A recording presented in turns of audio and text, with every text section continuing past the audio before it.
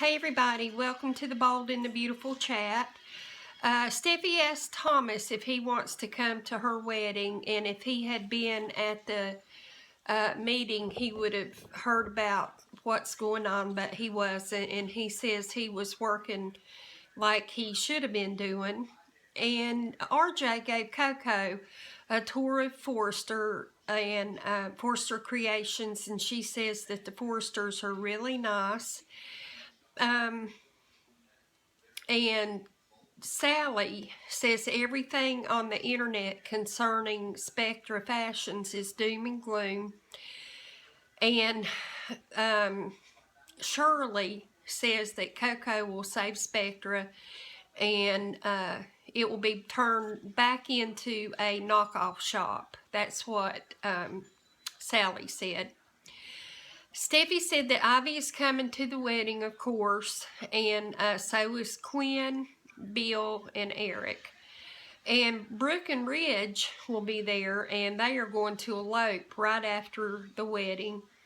And Brooke and Ridge go find RJ at Forrester Creations, and they let him know that they are going to elope, and he's ecstatic about it. Steffi says she's glad that no Spectra will be at her wedding like they were at Nicole and Zenday's wedding and crashed their wedding. They talk about Jared's review of Spectra Fashions, and Thomas said it wasn't that bad, that bad. And at that time, Steffi learns that Coco works at Forrester, and she's not very happy about it. Sally says she is against the ropes with Spectra Creations, that she's put everything that she has into the company and she just doesn't have anything else to give. And Shirley says she wants to use Coco to help the company out without Coco realizing it.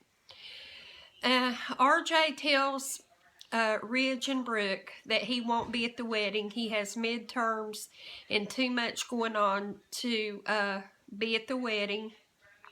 And he introduces Coco to Ridge and Brooke. She was in the back part of the room they were in, and she sneezed or coughed or something, and they heard her, and she came out. It wasn't like she was hiding. She was doing some work in there.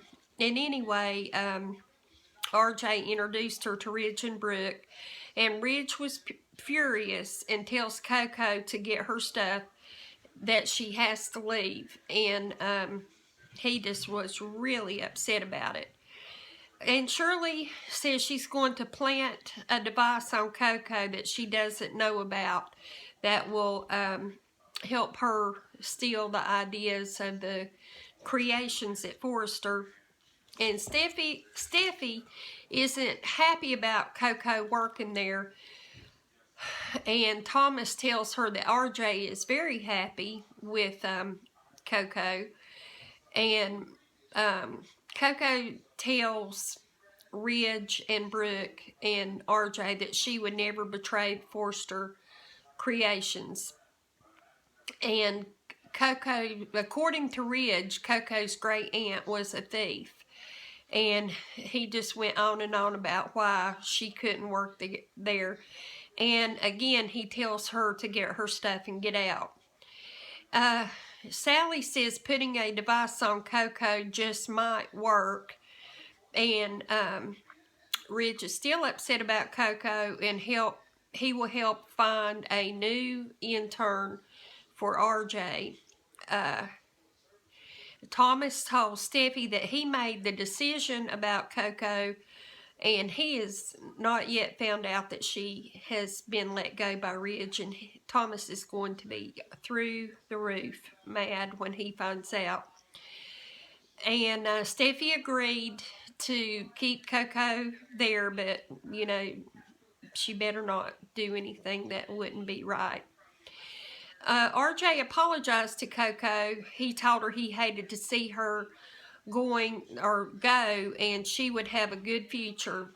And so they say their goodbyes, and she walks away, and RJ is standing there. He hears someone holler, RJ a couple times, and he turns around to see who's hollering, and as he does, a forklift or a tow truck, it shows that coming toward him with some boxes, which is blocking the view of the driver, I assume, and it's coming toward RJ. So he is going to get hit, and that may postpone the wedding for Ridge and Brooke. We'll just have to see how far that goes. So that was the show for today, and we're going to talk about Thor Forrester today. His real name is Windsor Harmon. He took the role of Thorn. Did I say Thor? Anyway, it's Thorn. He took the role of Thorn Forrester in 1996. He was born November 27th, 1963, and he's 53 years old. He's been married twice and has one child that's a son. He played Dale Henry on All My Children from 1994 to 95. He appeared on Baywatch Nights, Acapulco, and Heat. He was a model for Ford Models before acting. And when he was on Acapulco Heat, he hung out with John McCook and saw tons of people hanging around with John. And he asked him why, and John told him about The Bold and the Beautiful. And Windsor tried out for the role of Thorn. He got the role, and John Cook played his father on the show. So that is it for today, and I hope that you enjoyed our chat, and I hope you'll come back tomorrow. Have a great night. Bye-bye.